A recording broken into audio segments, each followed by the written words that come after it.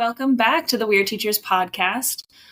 We're teachers. Of course, we need great support. This week, we're going to actually have our first guest. We're talking to Amber, who you've heard about before, and honestly is the sponsor of this podcast because she's the whole reason that we know each other. Without Amber, I don't know if we'd be friends, Stace. I don't think so. I don't know how we would have run into each other, but we both ended up on that trip because of Amber. So it seems fitting that she's here first. I agree. She works in technology in the district that I'm still in, that Stacey has moved on from. We're happy for her, but we're sad she's going. And we've got some questions for her. So our first question is what we're going to ask everybody that comes on, and that's, what is your best piece of teaching advice? Okay, so my best piece of teaching advice is to make sure you give yourself a 6 weeks grace period every year when the year rolls around, and it's a time for you and your students to get back into the routine of things.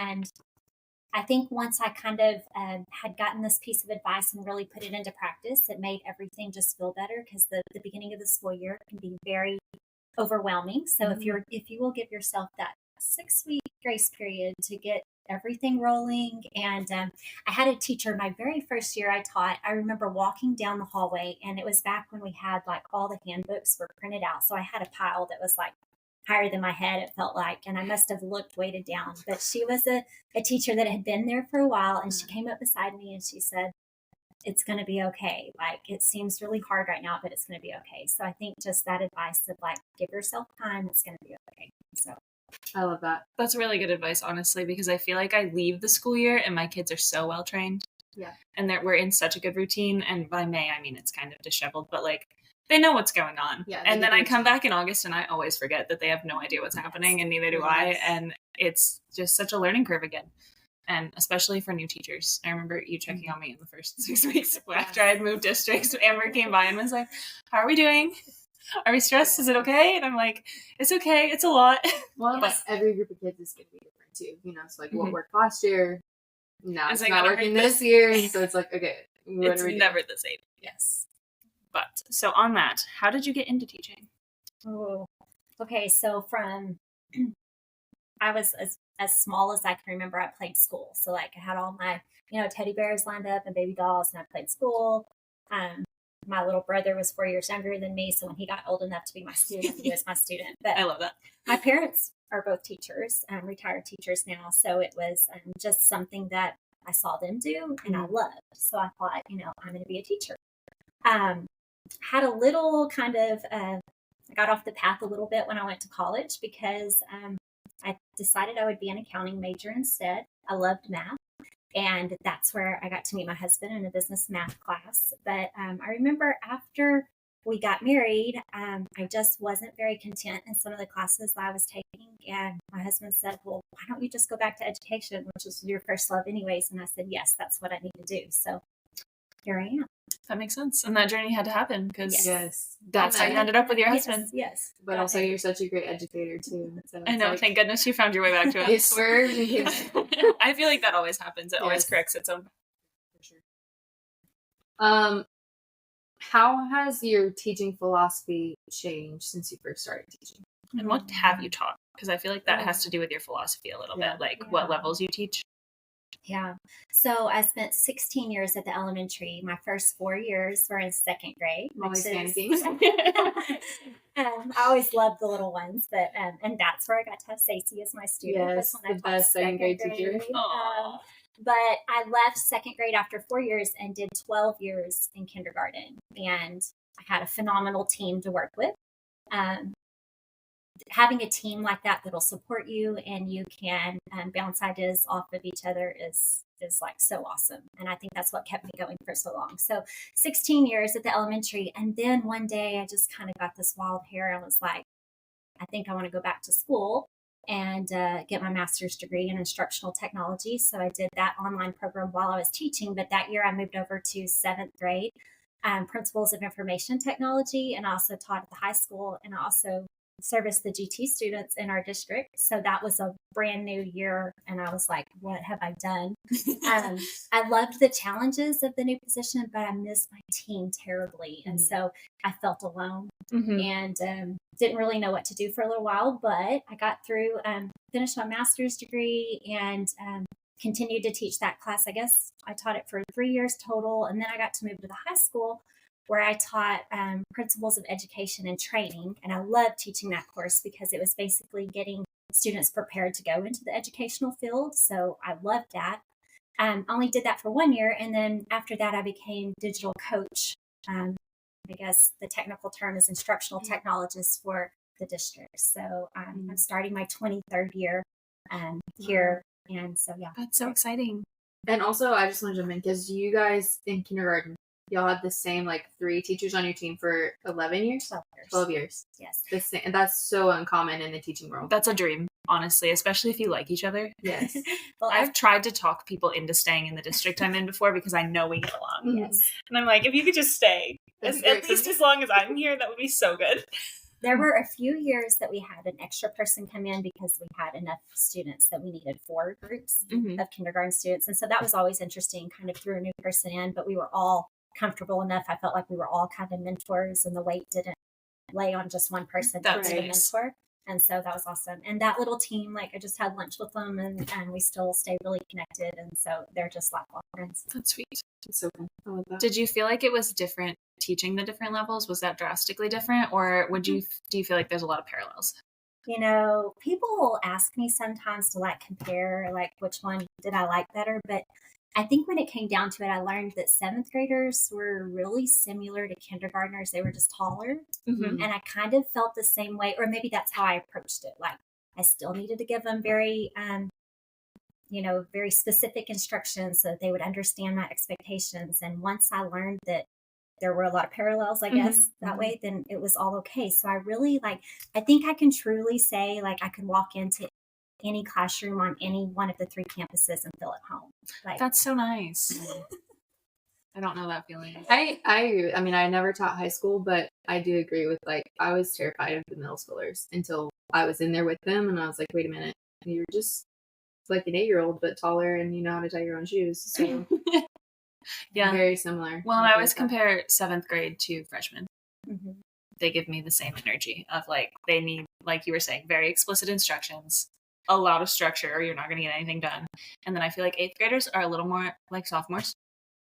And then after that, you get a little bit of growth and a little more angst, and you just go from there. But I didn't know how it compared to elementary. Exactly. There was definitely some freedom, I think, that came like from going from elementary to middle school, but because all of a sudden I realized like I didn't have to escort the whole group to the restroom all at the same time and like make sure they washed their hands. And then at the end of the school day, it was like the bell rang and I said, see you later, instead of like making sure they got in the right Everybody got car there. and Yeah. stuff. Yeah, So that it is was a very different feeling there. But I think that's what overwhelms me the most about elementary is like all of those small responsibilities that I forget I need to do for them because I'm so used to talking to like 17-year-olds that if you tossed me into a 2nd grade classroom, I would just forget that they needed that support. But and it's constant supervision. It's like Yeah. you can't turn your head to look at something else or something.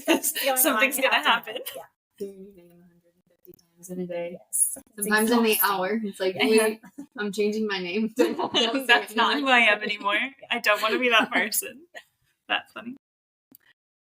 So what keeps you coming back to teaching and now to instructional technology every year? Okay, so what keeps me coming back is the students because I get to watch them grow. And so sometimes I have students like Stacey, who I met and had her in 2nd grade, and now I get to see her be an educator and she's all grown up. And so the students are my why, I guess, and Makes they do. sense. They keep me coming back, and I love to watch them grow and learn and mature. And it's just a really cool, awesome part to watch. I had a student my very first year I taught 2nd grade that was just he struggled kind of to sit still, and it was a rough year, but I saw him on a billboard the other day, and he's like a chiropractor now, and I just remember like seeing it and being like, he was my student, like That's he's so mine, cool. you know, because every student that you have, like there's a little piece of your heart I think that goes with them, and Right. no matter how many you have, there's another chunk of your heart that Right. goes. So it's the students. I love that. Also, I feel like that makes our conference a field trip. You took us on a field trip as adults. Oh, Yeah. Yeah. I guess it was like It's that. come full circle. For sure. Do you feel like that's hard now for you, like not being in the classroom with the kids all day? Or because I know you still do GT, so like you still have some like every week that you see, but it's not an everyday thing. Yeah, that was a super hard part. When I switched roles 2 years ago, I found myself a lot of times alone, and I figured out real fast I didn't really like that. So I'm so thankful for the spot where I still get to service the GT students because my heart is still there. But I still I love to stand outside my room in between, when the bell rings and passing periods, just to say hi to the students and be a part of that still because I do miss it a lot. Mm-hmm. Yeah. And I feel like you have some kids that circle through your office every now and then, like we'll pop in and say hi I do. and still visit. And that's nice, but it's got to be hard to be. And what's really little awesome removed. for me, I guess, because I've been in the same district so long, is, a lot of the kiddos that are walking the halls at high school I had in kindergarten. So Right. I kind of have that connection They know who already. you So are. I can say, how's it going? What do you need? Are you doing okay? So I feel like you'll keep doing that even after they aren't ones that you had in Yeah. kindergarten. Yeah. That's just your personality. Yeah. So kind of tell us what your current role is, and like what a day-to-day looks like. No, I know it's not ever the same thing. It's not. And I think that's what I love about it, because it's always challenging. But I'm digital coach for the district, which really means instructional technologist. The kind of the challenge is that a lot of times there's a huge difference between information technology and instructional technology. And a lot of people don't know the difference between those. So a lot of times I will be support for information technology. And that's been a whole brand new world that I don't know a lot about. And so I've had to learn as much as I can, because what I've found that if the information technology part isn't in place, then the instructional technology can't occur. So every day is kind of just a new challenge. But the part of my day that I truly love is I have an appointment book, so teachers can schedule appointments with me, any of the slots that I have available, and I get to go over to their classroom and work with them, usually like during their planning period, and see what I can do to help them implement technology into their lessons so that the students are more engaged. But what I really, really love is when teachers ask me to come in and co-teach with them, because then it's like we're a team, and they're the subject matter expert and I'm kind of the technology piece, and then we work together and just have this really cool experience. So that's and like you said, there's no day that's the same, I guess. Right. So I go to work like thinking I have a plan and I'm going to get these things done, and then it turns out totally different. And I think that took a lot of adjustment on my part, because I had a to-do list, like got to get these things done. And then I realized, like, no, I'm just going to be here to serve whoever needs help today in whatever capacity that looks like, and just know that that's what I'm supposed to do that day. But I think from like the teaching side of things, and I can speak to this because I know, like, if I ever had like an issue that was more information technology, a lot of people in our district, I feel like, would reach out to you, because like you are the one, like they see you in the hallways, you come, you pull the GT kids, that sort of thing. And it's like, oh, well, we'll just ask Amber. And maybe because like they're more comfortable, or just because they see you more often. Oh, hey, do you mind looking at this because you're already in the building? Or It's sometimes like, that's not technically your job, but you might be able to help me with this. I used to lead with that sometimes, because it would just be Amber was in the same building that I was in. So like you said, I didn't have to go very far.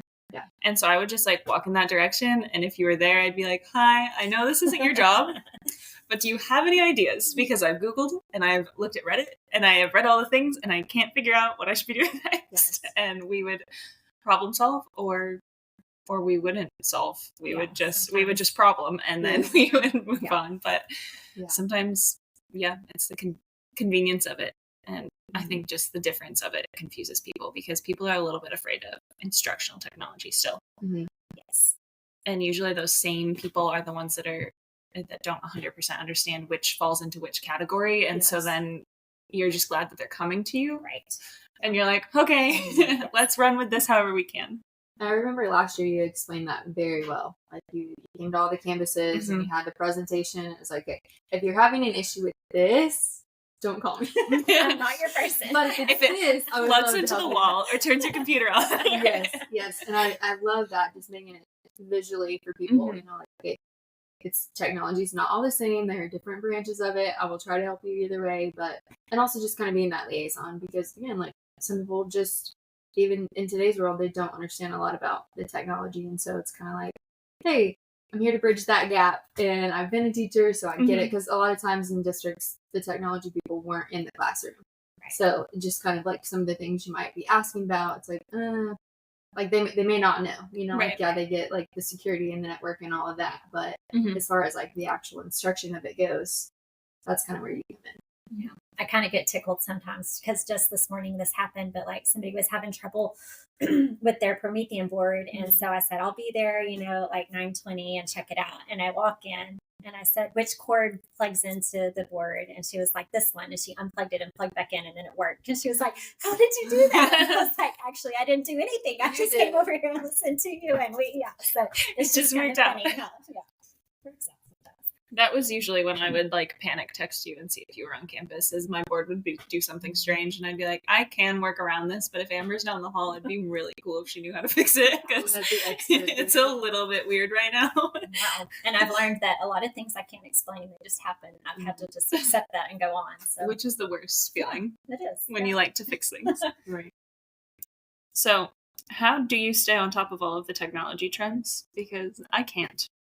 I don't think anybody can truly stay on top of all of them, but I really started thinking one day, like how much time I spend weeding through emails that I get. And so I have to make like that decision, because I'm one of those people that I don't want a lot of emails sitting in my my box. So I want to clear things out. So I'll either mark them like, look at that later, or that's not important. So I tried to get better at like looking at it and thinking, can that benefit my teachers and my students? And if it can't, then I'm like, okay, I'm going to trash that one. But if it can, then I'm going to mark it, snooze it later, and go look at it. I've also plugged into social media a lot, not because I'm a social media person, but I have found that that's where they post a lot of stuff, like a lot of the updates, and and that's where I can kind of stay plugged into other teachers that are using some of those products. So I have to check social media and kind of stay on top of things there. And then, of course, going to conferences like TCEA, where I drug y'all along with me. It's not my comfort zone because it's so many people and it's always in a big town, and that's not me. But it gives a really cool opportunity to see what all the new highlights are in the technology world, and also to be plugged in with like-minded people for a set amount of time where I'm not supposed to have to focus on anything else, but just get to do that. I think that's super important, staying on top of it. I agree. And I think obviously for conference, anybody that goes, it's nice to just like have that time set aside to focus on it and whatever. Like, okay, you have this hour for this session, and they might let you play with it, whatever. But even like in your role, it's kind of nice, because if you were doing that and teaching, like, it's really hard because you can't be with your kids like and give them the attention that they need, and also be looking at that email and trying to figure out what just got released. Yes. It's kind of overwhelming, and so that's the cool thing about it, is having that time to dive in a little bit more and see what's That's happening. definitely where I appreciate now both of your roles, is that I can get an email from Amber that's like, hey, I saw this feature. It looked like something you might use. Just wanted to let you know. And that's so helpful, because I don't have time to read every email from quizzes. Yeah. Like in depth and actually know what they're adding to it. So I see that they've got a new feature, but I don't usually dig into it, because I'll see that pop up when I'm taking attendance third period, and then I teach a lesson, and then I've forgotten until you email me and you're like, hey, it does this now. And I'm like, oh, I need that. Thank you. Yeah. So that's a huge help from the teacher side of things. I think another thing that's helped me too is like I've really tried to pick out like 3 to 4 tools that I try to dive in deep to. Like quizzes is one of them. So anytime I'm watching their product page, to see what's coming, and because I think sometimes you can get into too many tools, and then it's hard to dive into deep into all of them. So I've kind of just really focused on like 3 to 4 the last couple of years to really get and too, like the expense of it all, because a lot of them have the free version. It's like, oh, I really needed it to do this, which is in the paid version. And so it's like, if this is what the school's paying for, then like that's what we need to be focusing on. So I think that's important too. But there's a lot of things out there, so it makes it hard. It is. So kind of on track with the different apps and tools that are out there, what would you recommend to teachers to enhance the teaching and learning experience? Like, what are some of your top I mean, I know you said there's like 4, but Yeah. if there's like a teacher who is like scared of technology, doesn't want to use, like, where are some good ones to start? So quizzes, I think, is definitely where I would love to start, which kind of on a personal note, my dad came back to teaching last year at this time and had been retired for like 11 years. And it was the one technology tool that actually got him to use while he was teaching. And I think it was because it was easy enough to pick up and it wasn't too intimidating. So quizzes is definitely one that I would use. I actually used quizzes before I left the classroom. But it has grown so much since then, and it'll let you run your lessons through it now. So like just that pacing guide, I would probably run all my lessons through there. It's got a piece that you can check and make sure that the students are engaged the whole lesson, just that accountability piece. And it also gives immediate feedback. So quizzes is definitely like at the top of my list. I've really gotten into FigJam lately, which is the online collaborative whiteboard that's kind of helping replace Jamboard. Yes, props to you for that, because that's a lot. Oh, it was so intimidating. I was sitting with Molly at TCA when they dumped us in with like 300 and something. I wasn't more than that. I think it was even more than that. It was so many people in the same FigJam, which was impressive that it could like sustain that. The cursors are everywhere. And they were giving instructions, and the woman who was giving the talk was phenomenal. But she was talking so fast, and Amber and I just looked at each other with all the panic in our faces, and we're like, I don't think we're gonna get much out of this today. Like, we're just like clicking around, and it's got so many features. But that was my last email from you that was like, hey, there's this new thing you might like, and I do think I'm gonna like it. I do need to play with it and see if I can get it to work.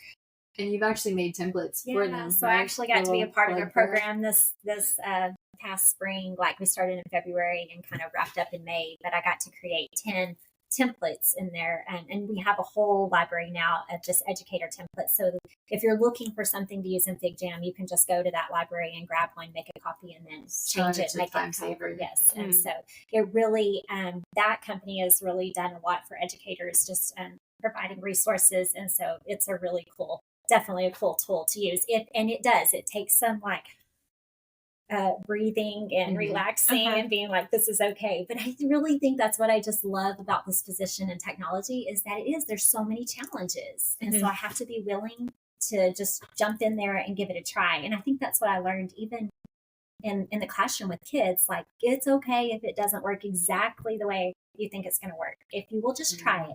And kids are so like forgiving and understanding, and they're also really helpful. If you're like, hey guys, I don't see a button to do this, they'll usually raise their hand and be like, it's right there. So they will definitely help. But yeah, definitely love FigJam. TeacherMade is awesome because you don't have to make all these copies, and the kids get immediate feedback. You save lots of time on grading. So that is definitely one of my loves. Yeah, it grades for you. And then my kids just love a whiteboard. I don't know what it is about it that makes the math so much better, but if I give them a TeacherMade and a whiteboard, they're much happier. Even though they can't fit all the problem on the whiteboard, they have to erase halfway through and keep going, but like they are more excited to do that than they are to work on paper. So it's definitely a help. Well, and I think right there, like maybe this is a good time to point out that students, just like us, if we use the same tool over and over, or like me, maybe not everybody, but I kind of get bored with it, right? So I think it's so important to have this like toolbox. So you have all these kind of tools in. You've got an assortment so that, maybe you've introduced one, you've used it for a while, then you bring in another one. And not like you want to bring in a new one every day, right? But change it up and keep it interesting for your students. And I love Magic School AI also because it will save teachers so much time just on things that you don't have to use brain power to think about. It'll help you, generate lesson plans or just like comments that can be put on report cards and things that are very helpful there. And then probably the last one that I would mention is like Canva, because Canva helps create all things. And so from videos to flyers, even my son, who's a college student now, like he's called me several times and been like, Mom, what should I do this project with? And I'm like, well, you should use Canva because it's all there. Templates again, like that's such a time saver. Yes, absolutely. Yeah. Amazing. So what would you suggest as best practices if you're going to use technology to differentiate instruction and measure student progress? How do you do that well? Because you don't want to waste technology. Yeah. So I think when I first think about this question, my mind wants to like pull up some jargon from, my instructional technology classes, right? And give you a big spill. But I think I'm just going to put it in the way I think about it as a teacher. Like, if it's a piece of technology that will help increase learner engagement and also help with the retention of the desired material, and also really like giving students immediate feedback, then it's probably a pretty good piece of technology to use. And then a lot of times it kind of just goes in there with it. But if it's saving, those things will save teachers time also. If it's giving immediate feedback, then that's huge. So I think maybe analyzing each piece is, and I think too, just because I love FigJam doesn't mean that you and Stacey are going to love FigJam. Right. So just knowing that, but that's so awesome that not all teachers are going to love the same technology piece, because if we all love the same technology piece, then the students are getting the exact same thing every period. And they're like, well, I already did this 5 times today or something similar, So that's where our own personalities like just help mold like which pieces that we get to use. So I think that is maybe the best way to kind of decide which pieces. I feel like you definitely have to figure out like what works best for you and like whatever you're teaching, because even in the different things that I've taught, like there was something that was like really awesome in 4th grade, and whenever I switched to 1st grade, I was like, oh, yeah, we're not doing that. And that's when I kind of asked you, I was like, okay, I really want to use technology, but how with the littles, like that terrifies me.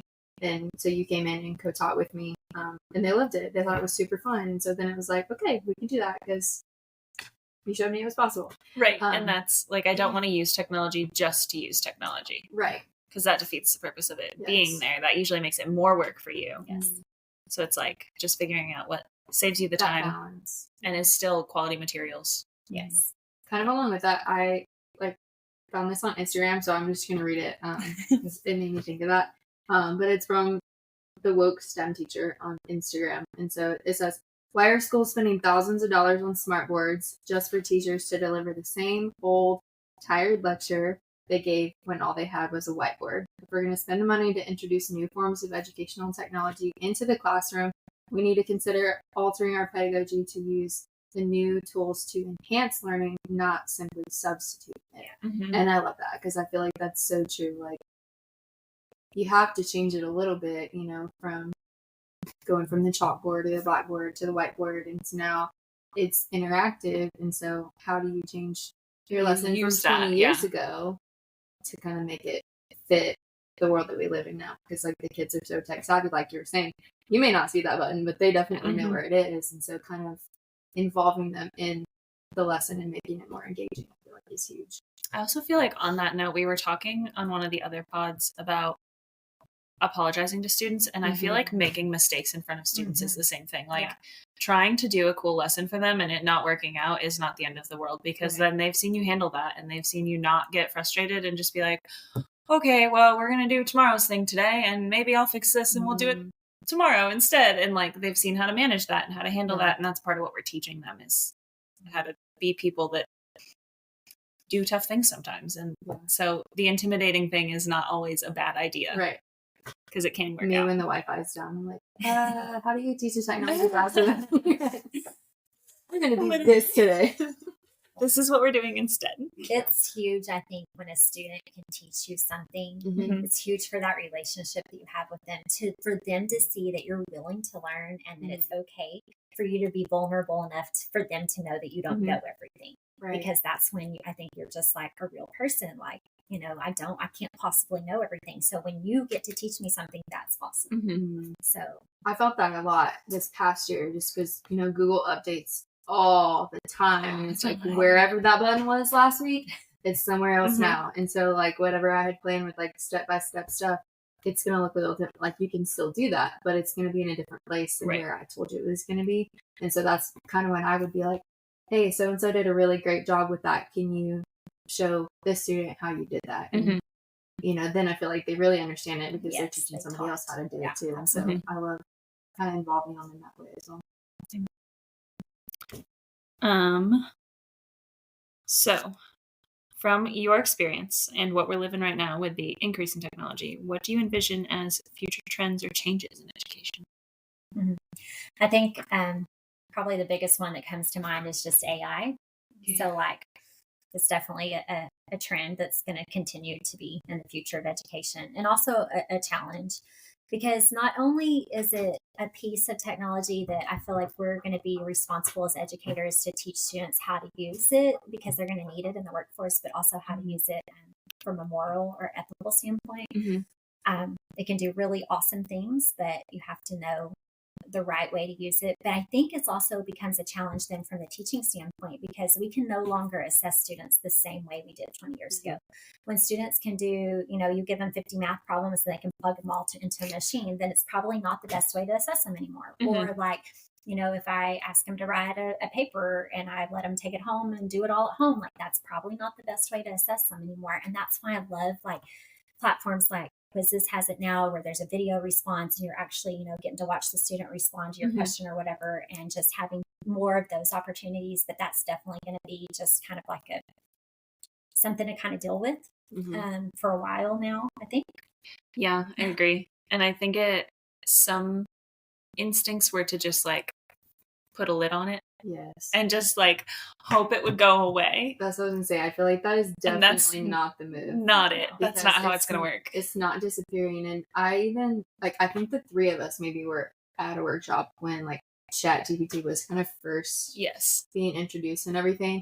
And Amber, you brought up a good point, because, your kids are in college, about to be in college. And you mentioned that if we as a district don't show them these tools, then they go out into the workforce and they're competing for jobs with somebody who knows how to use that. And they're trying to make a presentation or write a paper on their own. And it's going to take you hours to do what AI can do in minutes. Yes. They're going to get the job over you. And at that point, we're not really being beneficial to our students. We're not serving them well by not preparing them for the way the world's going. So. Right. And I feel like one of the hardest parts in that, though, is understanding it ourselves.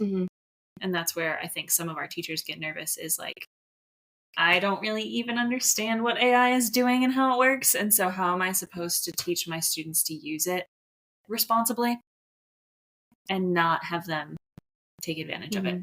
And so that's hard. And I think also having that conversation with parents, because I just in this past year, like I had kids plagiarize a paper or use AI, and I watched them do it through a platform that we use. And so I watched it with my own eyes, and I had taken screenshots. But then even having that conversation with the parents, like, okay, well, did you tell them that they couldn't do that? Tell them that they didn't need to copy? I'm sorry, what? Yes, we've talked about plagiarism. Yes. And, like, they didn't even think that was a problem. They're just using their resources. Right. And so I think kind of getting parents to understand that as well. And like, maybe that's just something that needs to be on a piece of paper at the beginning of the school year and on the packets. I don't know. Like, how do you go about addressing that and making sure that the students understand and the parents? Because there are some things where, yeah, we may ask you to use it for this, but you can't just write your entire book report or, do all your math problems with it. Right. That's not very ethical. And so it's definitely a gray area. It is a gray area. It's like evolving so quickly. Like, I think overnight it's just like a new change every time. So I think even from that standpoint, it's really hard to have like guidelines on how you can use it and what you can use it for. So that part is definitely going to be kind of a challenge in education. And it's unrestricted right now, right? We still haven't come up with any like kind of anything on it. We're just letting it be free and grow and do its thing. And so that's hard too, because like if no one in the government has taken any kind of stance on it other than, oh, that's scary. When there's always like new things that it's doing, like I feel like it started with it, you could give it a prompt and it would generate, and now like even in Canva, like you mentioned, like it can do all of these things. Like you can tell it, oh, da-da-da, and there you go, you have all these results, and it's just crazy. And it's not going to stop there. It's just going to keep. So yeah, I don't know how we can do it. Intimidates that, even me, and I've sat through so many sessions on it at this point that like just trying to wrap my head around how to implement it without it becoming a problem. And it's still like I feel a little overwhelmed. So I get it where people are coming from, for sure.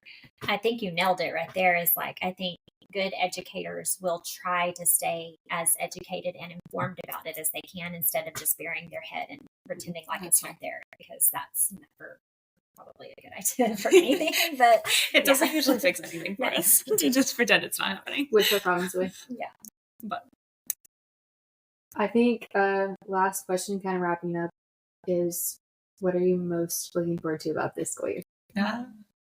Oh, a brand new school year always just brings a new start and new challenges. And I think really what I love the most is community, being back with my teachers and even with my students. It's the people, it's the why, the relationships again are the why. So that's what I'm most looking forward to. I've had a lot of downtime this summer and just kind of a good mental break. So I'm ready to jump in there and just tackle all the things and do it.